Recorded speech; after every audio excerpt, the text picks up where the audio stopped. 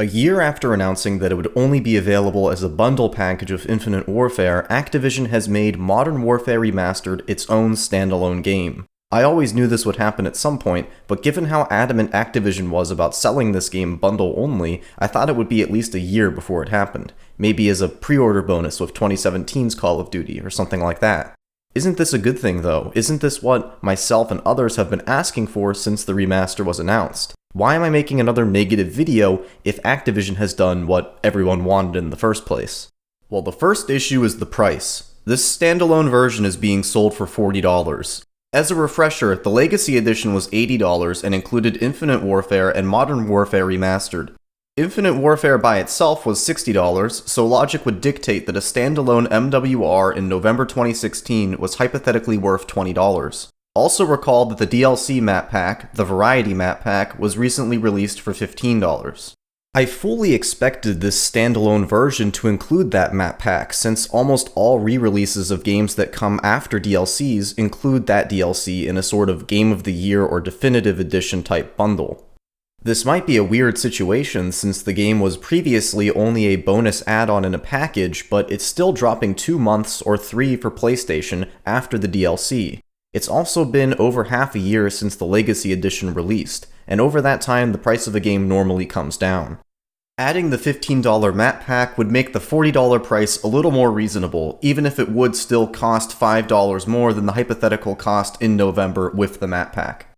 Instead of paying $5 more, we've entered the Twilight Zone, where games are worth twice their price 9 months after their release with no added content whatsoever. That is to say that if you were to buy this standalone version today, you would be paying $20 more than it was hypothetically worth back in November, have to still shell out an additional $15 for the Variety map pack, and have missed out on 9 months of playing the game without getting any savings or extra value for doing so. This means that the complete MWR experience costs $55, $5 shy of the price of a brand new game. For quite some time, the Legacy Edition has been available for around $50 on Amazon, so for $10 more than MWR standalone, you can have an entire extra game.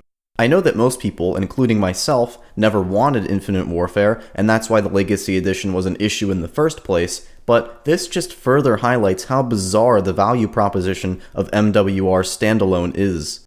I hope you haven't forgotten about supply drops, because Activision certainly haven't. As covered in my last video, the supply drop exclusive weapons were among the most powerful in the game, but not necessarily pay-to-win overpowered. Seemingly addressing that criticism, they've one-upped themselves and added 2 guns with Borderlands or Destiny-style perks built into them. The perk gives the first few bullets of a magazine extra damage. To anyone who ever played a single second of the original Modern Warfare, this should sound completely foreign. I don't normally go around complaining about microtransactions or games being overpriced because it's nothing new and we all already have an opinion on these subjects. What is new is piling every single objectionable type of thing you can do as a developer onto one single game, and remember, this is a remaster of a game from 2007. MWR is firing on all cylinders. Never have you seen a game that is this monetized in every facet of its existence. It's got everything: a pricey remaster, RNG microtransactions that have irrevocably changed gameplay, a pricey DLC map pack inside of a remaster that also split the player base, and a lack of respect for what people playing the game actually want. Instinctively, you would assume that the people who swallowed the Legacy Edition pill would be the losers here, but I don't think that's the case. If you had been waiting all this time for a standalone version, you're not only getting ripped off with the price tag, but the game you wanted to play doesn't exist anymore. Those first few months of purity are forever going to be remembered solely by those who paid $90. Turns out that might not have been such a bad deal after all. This is also somewhat of a look into Activision's business strategy going forward with the Call of Duty brand. I'm guessing that Activision's thinking here is to make MWR its modern Call of Duty game during Call of Duty World War II's lifespan. It's clear by now that the majority of the player base is not into the futuristic setting, and the few that are into it are playing Black Ops 3 in lieu of Infinite Warfare.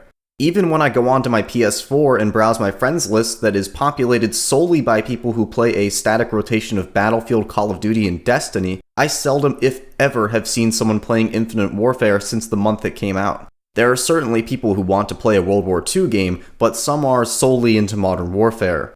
The current Battlefield game is also set in the 20th century, so there would otherwise be no mainstream AAA FPS in a modern setting. It would have been a clever move if Activision hadn't ruined the game. When this remaster was announced, I thought that Activision had finally realized and was ready to address what many fans wanted, but apparently I was dead wrong. Why would you make exactly what everyone wants and then ruin it with the exact same things that alienated those fans in the first place? Even if you were to assume that Activision is some evil corporation that wants to milk every cent out of its fans, it makes no sense. Sure, the launch day purchasers of the Legacy Edition might have already shelled out their cash, but if the intention all along was to sell it separately, they shot themselves in the foot. While most of the complaints I've seen about the standalone version stem from the pricing, if those people dug deeper and found out what the game is and how it really isn't Modern Warfare Remastered anymore, they wouldn't buy it even if it was reasonably priced.